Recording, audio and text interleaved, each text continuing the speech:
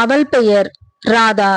திருமணமாகி அவ புருஷன் வெளிநாட்டுல வேலை செஞ்சான்.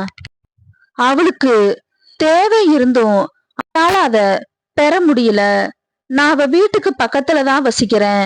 எனது வீடும் ஒரு ரூமு, சமையலறை, பாத்ரூம் கொண்டதா இருக்கும். அவ வீடு 2 பெட்ரூம் கொண்ட வீடு. என் வீட்டு பால்கனி ரோட்ட பார்த்த மாதிரி இருக்கும். நாங்க முதல் மாடியில இருந்தோம். அவ வீடு உள் பக்கமா இருக்கும். அவ எங்க பால்கனி பக்கம் அடிக்கடி வந்து காய்கறி வாங்க வருவா.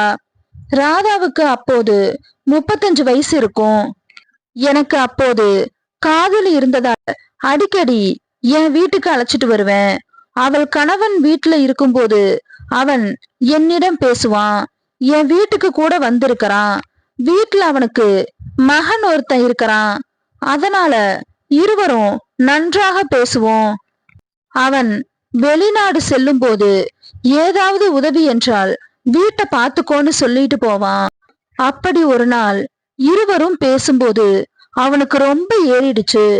அப்போது அவன் மனைவிய எப்படி முதல்ல சந்திச்சு காதல் திருமணம் செஞ்சான்னு சொன்னான். அப்படி சொல்லும்போது அவன் ஒரு கதைய சொன்னான். ஒரு நாள் படம் பார்க்க அவளை கூட்டிட்டு போனதா சொல்லிட்டு இருந்தான். பின் அவன் வெளிநாடு சென்றுட்டான். என் காதலி ஒரு நாள் என் வீட்டுக்கு வந்தா. இருவரும் பேசிட்டு இருக்கும்போது ராதா வந்து என்னிடம் உதவி கேட்டா. ஜன்னல் கதவு திறந்திருந்தது. எனக்கு ஞாபகமே இல்ல. நான் என் காதலியிடம் பேசிட்டு இருக்கும்போது அவ பார்த்துட்டா. பின்பு அவள் ஓடிட்டா. என் காதலி சென்ற பிறகு இரவு சாப்பிட்டு முடித்துவிட்டு அவ மகனை படுக்க வச்சுட்டு மீண்டும் என்னிடம் வந்து உதவி கேட்க வந்தா. அவ வீட்டுல கபோர்டுல பெட்டி ரொம்ப கனமா இருக்குது, அத தூக்கணும்னு சொன்னா. மணி 10:30 இருக்கும். நான் அவ வீட்டுக்கு சென்று ஸ்டூல் மீது ஏறி பெட்டி எடுத்தேன். அவ எனக்கு உதவி செஞ்சா. நான் கொஞ்சம் தடுமாறியதுல என்ன அவ பிடிச்சுக்கிட்டா. அவ மீது நான் சாஞ்சிட்டேன். அவ முகத்துல பட்டுடுச்சு. அவளும் தெரியாம அத புடிச்சிட்டா.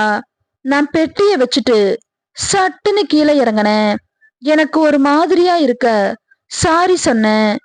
எனக்கு அந்த உதவியை செஞ்ச அனுபவம் ரொம்ப பிடிச்சிருந்தது.